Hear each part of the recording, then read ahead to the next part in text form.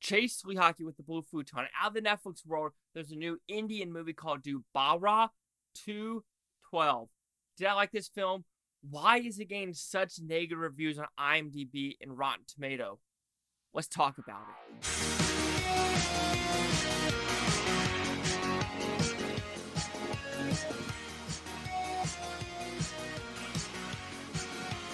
Before talking about this film, I know for a fact this is based off a movie, Mirage. I think it's from either Spain or Mexico. Never seen it, so it even tells that this movie is based off another film before going into this film. So Dobaaraa, what's it about? It's a very simple premise, actually. There's a murder that happens, and now this kid and this woman can see each other on the TV, kind of like parallels. And if you tell one thing to another person, it's a butterfly effect. So think about this as a butterfly effect movie that you've seen plenty of times before, where someone talks to someone and it changes the future or their past to get to point A to point B. And now this time, her daughter is now missing. And this time for him, he's alive. Now they don't know who this body is or who did the killing back in the day. Is there still cheating going on? And everything like that. So there's a lot of intertwines with this film. And why did I talk about the intro with IMDb and Rotten Tomatoes score? But with movies like this, I do a little bit of research. And I was scrolling through Netflix, just going through it. And I was like, okay, this seems interesting enough. But on IMDb, it's at 3.8%. And then on Rotten Tomato, we have that 70 and the 40. I'm already giving it right now. But going into it, and after the movie's done, I don't know why it's that low. Because I think it's very competently made. The acting is really good. Yeah, you might have seen this story a million times before. And yeah, there are some flaws with you're just like, that doesn't make sense. That doesn't make sense. But I think the 2 hours and 12 minutes was pretty brisk, and I had an enjoyable experience. So before I go into the positive and negatives, here's a sponsor of this video. Do you like movies? Do you like art? Do you like stuff made in the USA? Then I got a product for you. Movie Palette.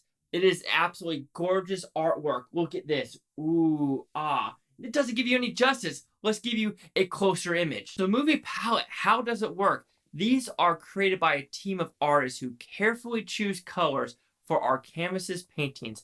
First, the most common color of every scene in the movie is found. Colorful stripes are then put on a canvas in chronological order from left to right.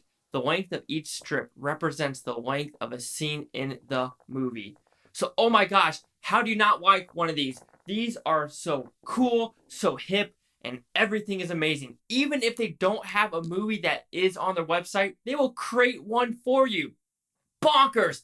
Absolutely fantastic art. This is going to go behind me. You're going to see it in future videos for sure. So, do you want one? Do you want extra 15% off? Super easy. Use Chasing15 at the checkout.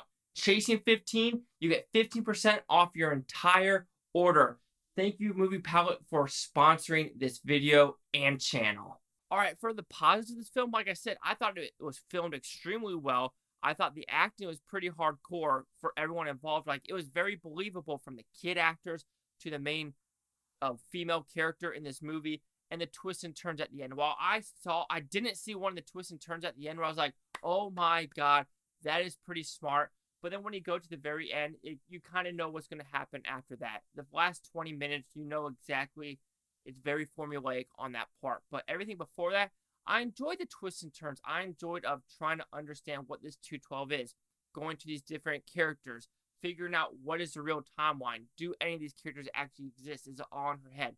Even though you kind of know it is a butterfly effect movie with that Amy Smart and Ashton Kutcher. And probably just like Mirage, which, like I said, I've never seen before. But this is a very competently well-made movie. And I think it's competently well-made. And of course, with the negatives, you could say some of the script, some of the twists and turns might not make sense, as well as you could maybe take out some of the film, maybe 10 or 15 minutes, make it a 2-hour movie, and be a little bit more just tight-knit, because there are some scenarios where she just keeps, poking the bear, and it does get a little bit old of like, okay, you're poking a little bit too much. You might want to tone it down a little bit. Or did that poking the bear really need to be in this story? So maybe I'm just baffled, because I just want to see what you guys think. Does it deserve that 3.8 on IMDb, or that 70 or that 40, which I'll continue on to see what other reviews are saying. But overall, I think I had a fine time with this movie. Yeah, the first 45 minutes, I was like, okay, where's this going? but it does pick up steam. And I'm like, yeah, I'm enjoying what I am seeing on screen. I'll say it again. The acting and the look of the film was very professional. Like, this was not like made for TV style movie like The Curse of Bridge Hollow, which I just watched. Like, our Thar. Apparently the same director who did this wrote Thar, and that one felt a little bit more generic. Yeah, this one is a little bit generic with, some of the story which you've seen a million times before, but the look, like I was saying, the presentation shined in my opinion. The acting shined. Yeah, the production design was also really good. I just thought, and how they did the past and present, it wasn't confusing. So that's a very positive as well, because some of these movies where if you want to go past and present and like not give the audience a timeline of where it's going, it does a good job with, okay, this is where we are now in the story. Okay, this is where we are now in the story. Yeah, could have been a little bit emotional impact for the kid. Yeah, I think I would have seen more of the kid, of him going through the ranks of like being bullied and trying to figure out like, come on, how am I still alive? Why am I still alive? Instead of, letting her like, where's my daughter? Where's my daughter? And she's going to 17 different people and she still doesn't get it. Like, maybe I'm insane. But overall, I enjoyed it. I don't know what else to say. I enjoyed it. I think I'm just more baffled by the 40s and the 3.8s. Who is dishing this movie? Is it the people from Mexico or Spain that it is based off of? Is it America? Is it India? No clue. I am really, really curious though. So Dobaaraa 212 will receive a 3.5 out of 5 Futons, which equals at 70%. So the critic shooting scores gave this one. Now, like I said before, I already knew 44% with the audience score plus 50. Critics a 70 with 10 of them. And the people giving the positives are giving around that 60 and 70%. And the people that are giving the negatives are the 50%.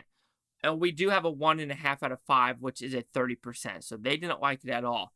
But I don't know. This is my most baffling one where I'm watching and I'm like, a 30%? This is not a 30% movie. Like, there's nothing to like hate about the movie. Like, there's nothing preachy like Men.